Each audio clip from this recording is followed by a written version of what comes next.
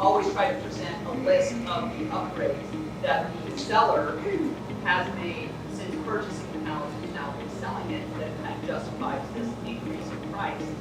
Do you find that helpful? Absolutely, it's helpful. I tell every single agent, get a list of the upgrades, try and keep it to one page. Because a lot of times agents will give us a CMA, they'll give us a nice colorful folder and all that stuff. That's all great, but the more simple it is, the easier it is for us to include it in the report.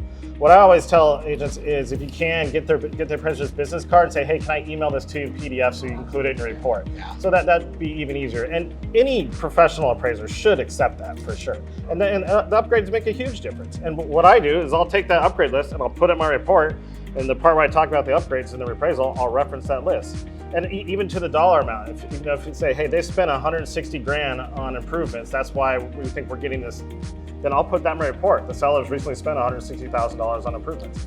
And all that helps paint the picture for the underwriter and for review and all that stuff. So it really helps too with like when flips and stuff like that, where you've got, somebody buys a house, flips it, puts in 100 grand.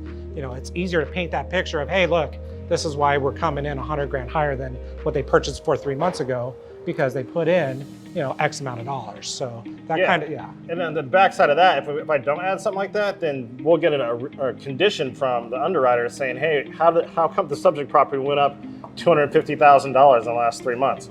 And I can say, well, because I have this piece of paper from the listing agent that says all these upgrades. So it's absolutely helpful.